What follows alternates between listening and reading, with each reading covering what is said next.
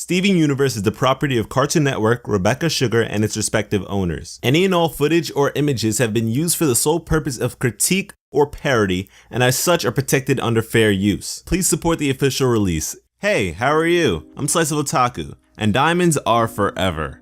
Yeah, I'm sure that's what the gems of Homeworld thought up until Rose Quartz Shattered, Pink, Diamond, which just boggles the minds of so many fans. Because in this case, we share a similar mind state to many Homeworld gems, the thinking that diamonds hold a superior existence, that they were created better than other gems genetically speaking.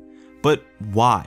It's not like we as an audience were created for the diamonds and have had their superiority waved in our faces for all of our existence. So what have we ever seen in the show that would bring us to such a conclusion?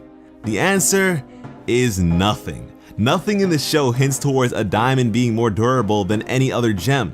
It's just us applying prior knowledge of our own world onto the world of Steven Universe. But in some cases, there seems to be a bit of convolution in that prior knowledge.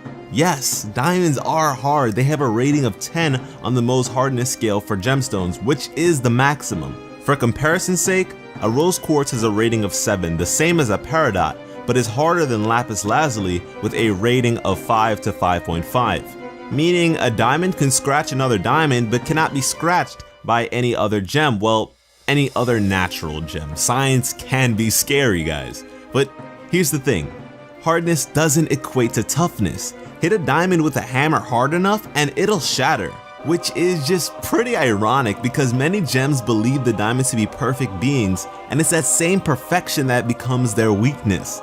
Diamonds have perfect cleavage, making them very vulnerable to breakage. Please don't sexualize that, by the way. In the show, we've yet to see a diamond in a combat situation. Then again, we've barely seen them to begin with, but still. When Rose and Pearl first appeared in the episode The Answer, Blue Diamond immediately fled to safety, no hesitation. And from a political standpoint, this decision makes total sense. If shots are fired, you protect the leader and get them to safety. But the diamonds show so much bravado when it comes to shattering and order that you'd expect them to take a more offensive stance. If they're truly superior in every way, how hard could it be to take out the leader of the rebellion if they pretty much show up at your doorstep? Yet, in reality, it's pretty much the opposite. Rose was able to take out a leader of Homeworld. The diamonds we've seen so far are big, and I'm sure that makes them more intimidating to other gems, but at the end of the day, they're still gems. There has been no indication or information in the show itself that would lead us to believe otherwise, besides general Homeworld propaganda, so we have to hold them to the same rules and standards as other gems, otherwise we're no different from their subjects. And really, if we're gonna say diamonds are superior to other gems based on hardness, then the same goes for Ruby and Sapphire, both with a rating of 9.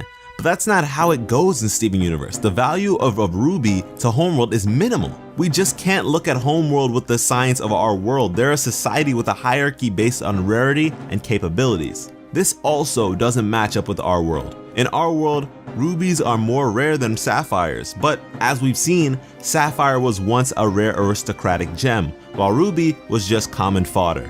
Any thinking that diamonds are just incredibly hard to shatter in comparison to other gems is an expectation of them as essentially the final bosses. And that's a cool prediction, but it's just not grounded in any in-canon information. In fact, we haven't seen any gem be shattered on screen just yet. The closest we've come have been a cracked gem, in the cases of both Lapis and Amethyst. Neither of these cases were the result of combat situations. Amethyst cracked her gem by falling off a cliff, hitting her gem directly on a rock. Lapis's gem was stepped on directly by a running Homeworld gem, cracking it in the process. So at the very least, it seems like a gem's gem itself is a weakness that doesn't seem all that hard to break. But the physical form of a gem is entirely different. As seen in the case of Peridot, certain gems can handle more damage to their physical forms than others. So does this mean the diamonds are likely to just be glass cannons? Pretty much, yeah, considering all gems seem to be no different. It's not that the diamonds are weak or frail. I mean, I expect them to be really badass and have some crazy abilities, and you should be no different. It's just that the same rules apply to them.